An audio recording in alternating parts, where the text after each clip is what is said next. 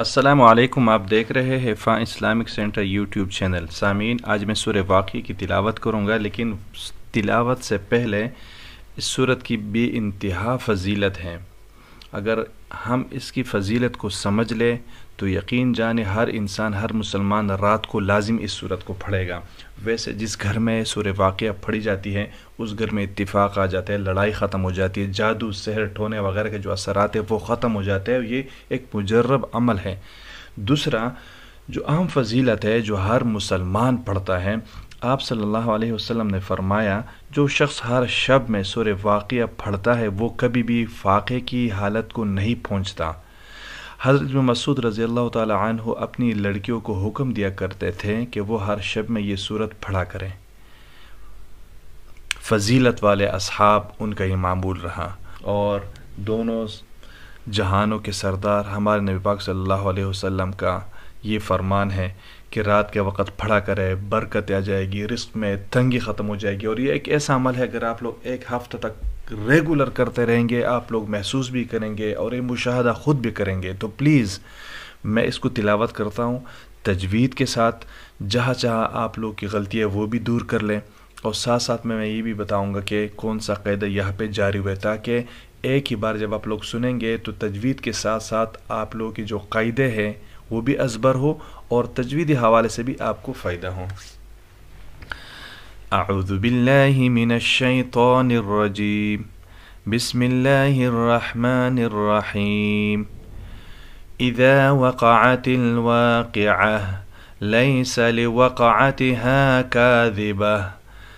جہاں پر اس طرح تا ہو اور اس پر ہم وقف کریں تو وہ تا جو ہے نا ہا میں بدل جاتا ہے، اور ہا کی آواز پڑھیں گے، کاذبہ واقعہ۔ اس طرح لوقع، قاف حروف قلقلہ میں سے ہے، یہاں پہ قلقلہ ہوگا اس لیے کہ حروف قلقلہ 5 ہے، قاف تو با جیم دال، ان میں سے قاف ہے اور یہ ساکن ہے۔ جب حروف قلقلہ ساکن ہو اس پہ قلقلہ کیا جاتا ہے، یعنی ڈبل کر کے پڑھا جاتا ہے، ایکو ساؤنڈ کی طرح پڑھا جاتا ہے اور جنبش دے کر پڑھا جاتا ہے، لواقع اس طرح۔ خافضۃ الرافعہ، را پر زبر ہے، موٹی پڑی جائے گی۔ اذا رجت الارض رجا، اگر یہ وقف تام ہے، جہاں کہیں آپ لوگوں کو لگے کہ وقف کرنا ہے اور اس پہ 2 زبر ہے تو اس کو ایک زبر ختم کر کے ایک زبر کو ایک الف کے برابر کھینچنا ہوگا۔ رجن ہے تو وقف کی صورت میں رجا۔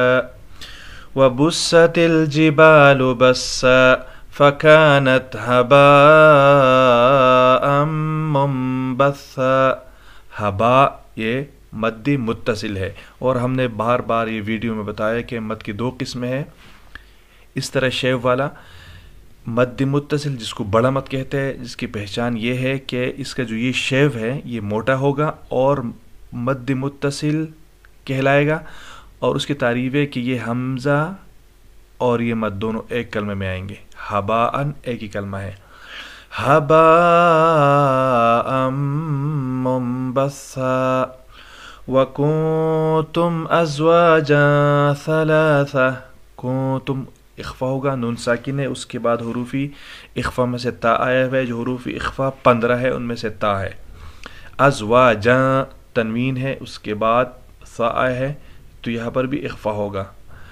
فَأَصْحَابُ الْمَيْمَنَةِ مَا أَصْحَابُ الْمَيْمَنَةِ۔ ما یہ مد منفصل ہے، جیسے یہ مد متصل ہے، بڑا مد ہے، اس کا شیف جو ہے نا یہ بڑا ہوگا، اور اس کی تعریف ہم نے یہ کی تھی کہ مد اور حمزہ دونوں ایک کلمے میں آئیں گے، اس کو مد متصل کہتے ہیں۔ اس کی بہت بڑا پہچان ہے، لازم ہی یاد رکھے، آپ کو کوئی بتائے گا نہیں، اور اس سے بہت سارے لوگ جو ہے نا انجان رہتے ہیں۔ ما یہ مد منفصل ہے اس لیے کہ اس کا جو شیو ہے یہ چھوٹا ہے، اور یہ تھوڑا کھینچیں گے، تھوڑا کھینچنا ہوگا، اور تعریف یہ ہے کہ مد اور حمزہ الگ الگ کلمے میں ہوں گے، ما الگ کلمہ، اصحاب الگ کلمہ ہے۔ وَأَصْحَابُ الْمَشْأَمَةِ مَا أَصْحَابُ الْمَشْأَمَةِ وَالسَّابِقُونَ السَّابِقُونَ اولئک المقربون۔ اولئک یہ مد متصل ہے اس لیے کہ مد اور حمزہ دونوں ایک کلمہ میں۔ فی جنات النعیم، جن یہاں پہ نون مشدد ہے، غنہ ہوگا، اور یہاں پر بھی نون مشدد ہے، غنہ ہوگا. نون مشدد اور میم مشدد پر ہمیشہ غنہ ہوگا. ثلۃ من الاولین، یہاں پر میم مشدد ہے، غنہ ہوگا. وقلیل من الآخرین، یہاں پر بھی غنہ ہوگا. علی سرر موضونہ متکئین علیہا متقابلین. یطوف علیہم ولدان مخلدون بأکواب وأباریق وکأس من معین، دونوں میں غنہ ہوگا. لا یصدعون عنہا ولا ينزفون وفاکہۃ مما یتخیرون ولحم طیر مما یشتہون وحور عین كأمثال اللؤلؤ المكنون جزاء بما كانوا يعملون. جزا مد متصل ہے، اس لیے کہ یہ سوال آپ پہ چھوڑ رہا ہوں، سوچے کہ کیوں مد متصل ہے. لا يسمعون فيها لغوا ولا تأثيما إلا قيلا سلاما سلاما وأصحاب اليمين ما أصحاب اليمين.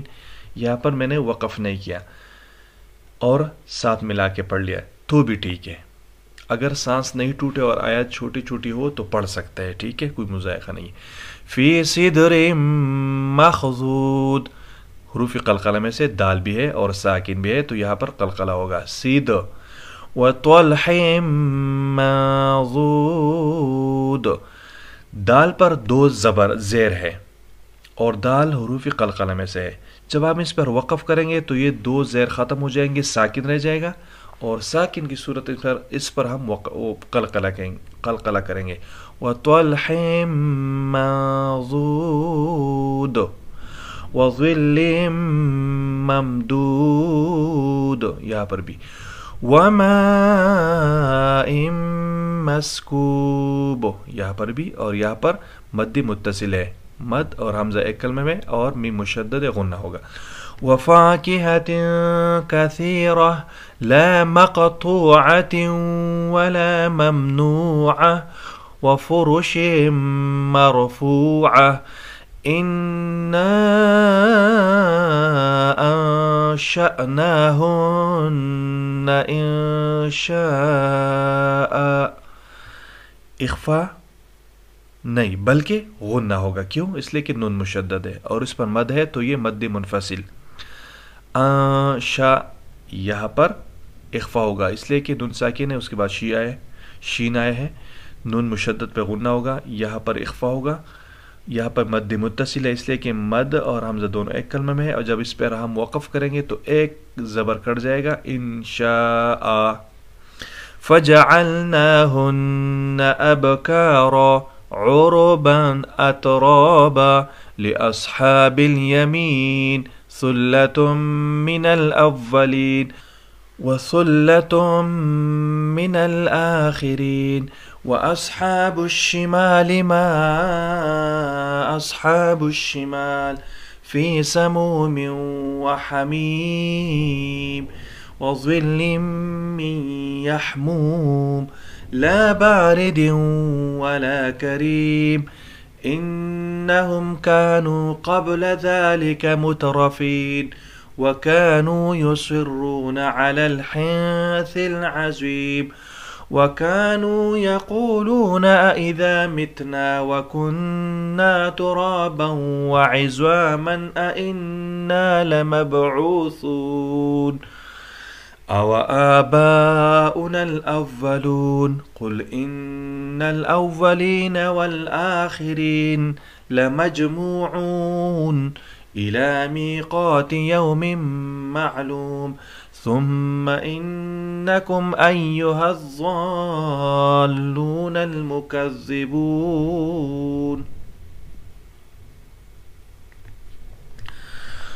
لآكلون من شجر من زقوم فمالئون منها البطون فشاربون عليه من الحميم فشاربون شرب الهيم هذا نزلهم يوم الدين نحن خلقناكم فلولا تصدقون أفرأيتم ما تمنون أأنتم تخلقونه أم نحن الخالقون نحن قدرنا بينكم الموت وما نحن بمسبوقين على أن نبدل أمثالكم وننشئكم فيما لا تعلمون ولقد علمتم النشأة الأولى فلولا تذكرون أفرأيتم ما تحرثون أأنتم تزرعونه أم نحن الزارعون لو نشاء لجعلناه حطاما فظلتم تفكهون إنا لمغرمون بل نحن محرومون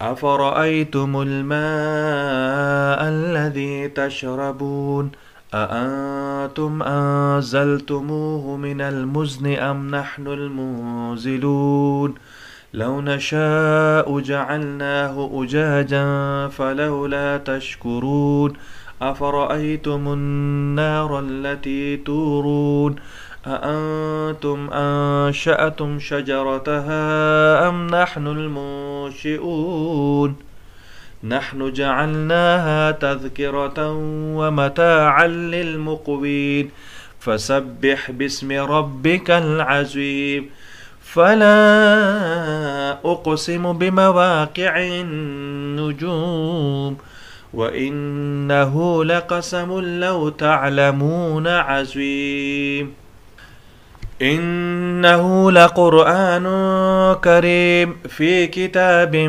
مكنون لا يمسه إلا المطهرون تنزيل من رب العالمين أفبهذا الحديث أنتم مدهنون وتجعلون رزقكم أنكم تكذبون فلولا إذا بلغت الحلقوم وأنتم حينئذ تنظرون ونحن أقرب إليه منكم ولكن لا تبصرون فلولا إن كنتم غير مدينين ترجعونها إن كنتم صادقين فأما إن كان من المقربين فروح وريحان وجنة نعيم وأما إن كان من أصحاب اليمين فسلام لك من أصحاب اليمين وأما إن كان من المكذبين الضالين فنزل من حميم